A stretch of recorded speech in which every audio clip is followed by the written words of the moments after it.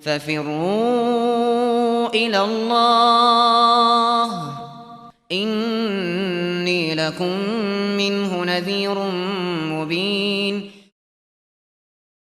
Kemudian kata beliau faslun, ini terkait dengan rukun-rukun nikah.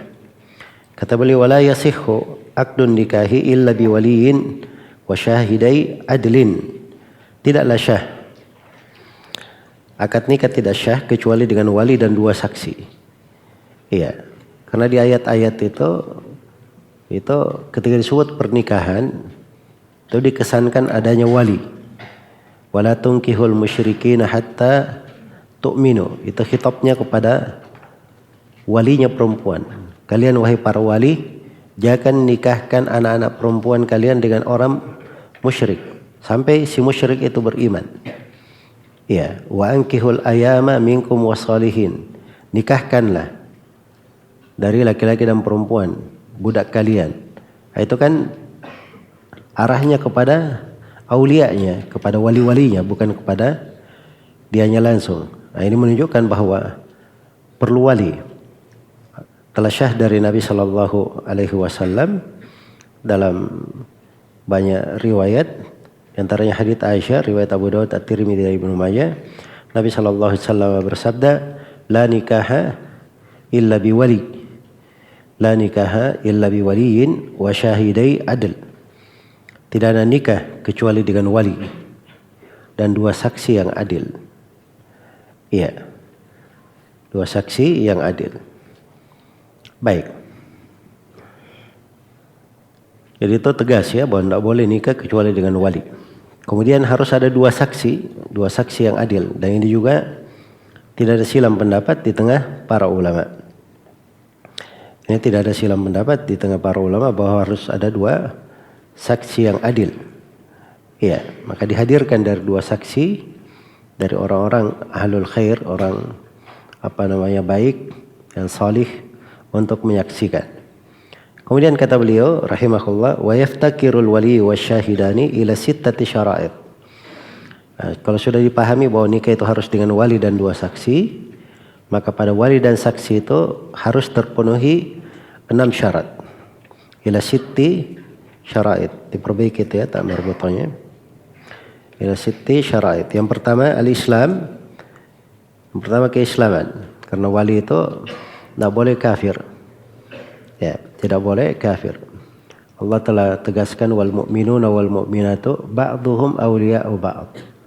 Laki-laki dan perempuan beriman itu sebagian mereka adalah wali sebagian yang lain. Itu terbatas perwalian hanya pada orang yang beriman. Wala yaj'alallahu lil kafirin 'alal mu'minina sabila. Ya. Maka harus wali dan saksi itu dari seorang muslim. Kemudian yang kedua wal bulugh, harus balik.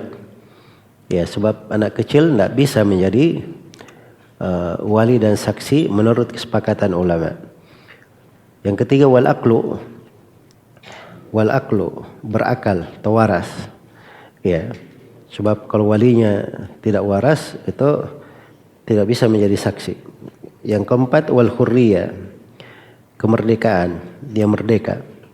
Karena budak itu tidak bisa menjadi wali. Ya, dia tidak ada wilayah atas dirinya, dikuasai orang. Bagaimana bisa menjadi wali untuk orang lain? Kemudian yang kelima wadzukurah, laki-laki. Sebab perempuan tidak bisa menjadi wali. Ya, makanya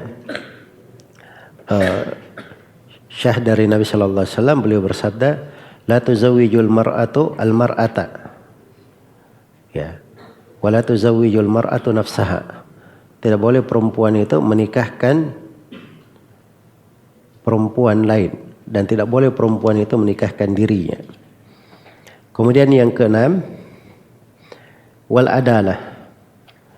Ya. Keadilan, seorang yang adil. Maksudnya adil itu dia bukan orang fasik. Dia bukan orang fasik atau melakukan hal-hal yang menghilangkan muru'ah. Baik. Kata beliau illa annahu la yaftakiru nikahud dhimmiyah ila islamil wali wala nikahul amati ila adalatis sayyid. Tapi diperkecualikan dua hal. Yang pertama tentang seorang perempuan kafir dhimmi, itu walinya tidak mesti dia muslim. Ya karena boleh misalnya walinya yang kafir dhimmi juga menikahkan putrinya yang kafir dhimmi. Iya. Sebagaimana di dalam warisan kalau agamanya sama bisa saling mewarisi. Jelas ya? Kemudian yang kedua, tidak dipersyaratkan juga keadilan itu atau syarat-syarat itu pada perempuan atau pada budak perempuan dinikahkan oleh tuannya. Tuannya misalnya harus adil, tidak mesti ya. Bahkan boleh kalau tuannya itu fasik. Karena ini terkait dengan masalah kepemilikan dan terkait dengan masalah kepemilikan, bukan masalah wilayah di sini. Tapi terkait dengan masalah kepemilikan. Kemudian kata beliau rahimahullahu taala wa ulal wulatu, sekarang kalau sudah diketahui harus dengan wali. Dan wali itu dari pihak laki-laki. Pihak laki-laki itu banyak ya dari wali. Baik, siapa yang paling berhak menikahkan dari pihak laki-laki? Ini yang dibahas oleh penulis sekarang. Kata beliau wa ulal wula, wali yang paling berhak. Al-abu adalah ayah satu ya. Tsummal jaddu abul abi. Kemudian kakek, ayah dari ayah, ayahnya ayah. Tsummal akhu lil abi wal Tsummal akhu lil abi, tsumma ibnul akhi lil abi wal tsumma ibnul akhi lil ab. Lalu saudara laki-laki seayah dan seibu. Selanjutnya saudara laki-laki seayah. Kemudian anak laki-laki dari saudara laki-laki seayah dan seibu. Lalu anak laki-laki dari saudara laki-laki seayah. Itu urutannya. Tsummal am. Tsumma ibnuhu.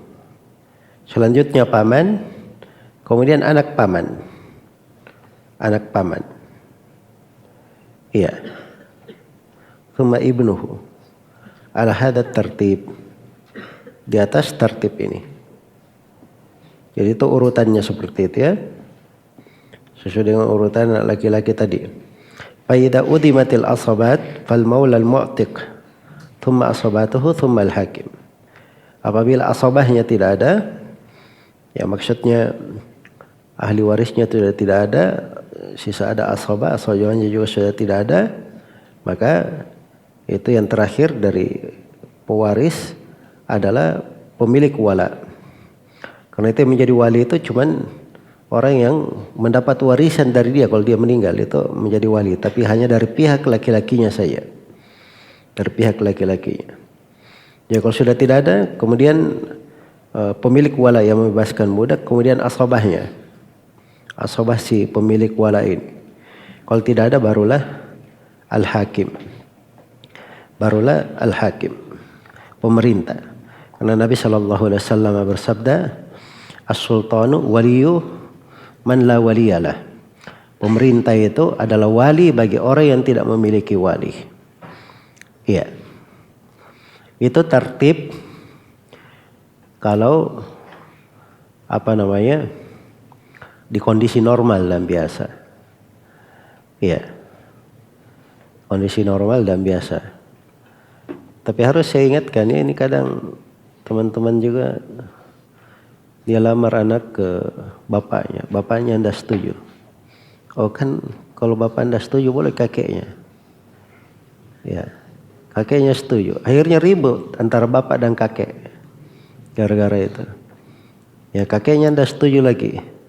Dia pergi kepada saudara laki-lakinya. Ada 5 saudaranya, semuanya setuju. Ya, akhirnya ribut antara saudara perempuan dengan bapak dan kakek. Itu tidak benar seperti itu ya. Baik, jangan lihat dari sudut urutan-urutan, tetapi dia telantarkan bahwa ini ada hubungannya dengan masalah peradilan juga. Ya, jadi kalau ada hal-hal seperti itu, bisa dia lakukan urutan, tapi dengan proses dia melalui pengadilan yang panggil nanti. Untuk mempertanyakan apa sebab dia tolak dan seterusnya. Baik. Kemudian berikutnya kata beliau rahimahullahu taala, wala yajuzu ay yusarriha bi khitbati mu'taddatin. Ya, seorang tidak boleh terang-terangan dalam melamar mu'taddah, perempuan yang berada dalam iddah. Wa yajuzu ay yu'arrida laha wa yankihaha ba'da inqidai iddatiha. Baik. Akan tetapi dia boleh untuk menta'rid, menyampaikan niat secara tidak langsung atau dengan bahasa kinayah, dan menikahi si mu'taddah setelah iddah mu'taddah itu lepas. Ya, ini terkait dengan masalah khitbah ya, melamar. Tidak terkait dengan masalah khitbah. Jadi tidak boleh dia tasrih bi khitbati al-mu'taddah. Ada orang perempuan dalam masa iddahnya, dalam masalah iddahnya. Nah, di masa iddah itu tidak boleh terang-terangan dia lamar. Saya lamar kamu misalnya. Tidak boleh. Tapi kalau dita'rid, ya boleh dita'rid. Jelas ya? Ta'rid itu kalimat yang ada bentuk sindiran begitu. Kayak menyindir, menyinggung. Ya, tapi tidak terang-terangan. Ya, tidak terang-terangan. Nah, itu ta'rid namanya. Kalau ta'rid dibolehkan. Jelas ya? Dibolehkan kalau ta'rid. Misalnya, jangan kamu luputkan dirimu, atau saya perhatian terhadapmu. Nah, itu kalimat-kalimat ta'rid namanya. Jelas ya? Bukan tegas. Iya. Adapun melamarnya, menikahinya itu hanya boleh setelah iddahnya selesai. Karena di dalam Al-Quran dikatakan wala ta'zimu uqdatan nikahi hatta yablughal kitabu ajalah. Jangan kalian sungguh-sungguh untuk melakukan akad nikah sampai kitab tiba di ketentuannya. Maksudnya sampai lepas iddah. Sampai lepas iddahnya. Baik.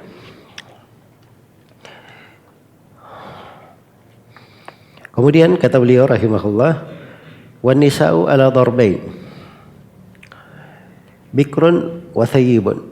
Ini hukum terkait dengan masalah minta izin dari perempuan. Ketika dinikahi, apakah perempuan perlu diminta izin? Apakah perlu diminta izin? Di sini ada dua kata penulis, wan nisa'u ala darbain, bikrun wa thayyibun. Bisa begitu ya, dan bisa dibaca bikrin wa thayyibin. Ya. Ya, perempuan itu ada dua, ada yang perawan dan ada thayyib. Thayyib itu janda ya. Janda. Kata beliau, fal bikru yajuzu lil abi wal jaddi ijbaruha ala nikah. Ya. Seorang perawan boleh dipaksa menikah oleh ayahnya dan kakeknya. Itu untuk perawan. Wathayyibu la yajuzu tazwijuha illa ba'da bulughiha wa idniha. Sedangkan janda tidak boleh dinikahkan kecuali setelah balik dan setelah memberi izin. Ya, maksudnya kadang ada anak yang menikah dia belum sampai umur balik. Tapi setelah itu sudah diceraikan. Ya, kalau sudah diceraikan, maka dia tidak boleh dinikahi kecuali kalau dia sudah balik dan memberi izin. Iya. Jadi ini perbedaannya. Karena Nabi SAW memberi ketentuan, la tunkahul ayyimu hatta tusta'mar. Jangan seorang perempuan janda dinikahi sampai diminta perintahnya, diminta persetujuannya. Wala tunkahul bikru hatta sta'dan. Dan jangan seorang gadis dinikahi setelah dimintai izin. Ya, jadi dibedakan dua hal. Kalau untuk janda harus tunggu perintahnya. Kalau untuk perempuan cukup izinnya. Izinnya itu apa? Ditanya kepada Nabi bagaimana izinnya, kata beliau antas kota, dia diam saja. Ya maksudnya kalau dia diam, itu artinya dia sudah setuju. Karena itu disebutkan di di syarah buku ini, di berbagai syarah ada beberapa syarat ya. Bapak dan kakek itu bisa memaksa atau bisa menikahkannya tanpa izin. Bahasa lainnya begitu ya, menikahkannya tanpa izin si anak gadis. Yang pertama syaratnya dia dinikahkan dengan orang yang sepadan dengannya. Kemudian yang kedua dinikahkan dengan mahar yang semisal, kontan dengan apa yang berjalan di negeri itu. Kemudian yang ketiga, tidak ada permusuhan antara walinya dengan si perempuan. Tidak ada permusuhan antara walinya dan perempuan. Sebab kalau ada permusuhan berarti ini sedang masalah. Jelas ya? Baik. Demikian pula disyaratkan tidak ada permusuhan antara si perempuan dengan calon suaminya. Iya. Kemudian yang kelima disyaratkan si calon suami itu bukan orang yang kesulitan memberi mahar. Iya. Baik. Dan dibolehkan untuk anak perempuan karena biasanya anak perempuan yang gadis itu umumnya dia belum pandai mengetahui banyak perkara. Dia belum mengerti banyak perkara dari hal yang terkait dengan dunia. Ya. Kalau dia memilih pun kadang akalnya belum sampai untuk memilih. Kadang pilihannya tidak tepat. Makanya kenapa diizinkan untuk walinya? Sebab orang tua itu biasanya tahu kemaslahatan anaknya, apa yang cocok untuk dirinya. Ya, itu dari hikmah-hikmah syariat di dalam hal ini.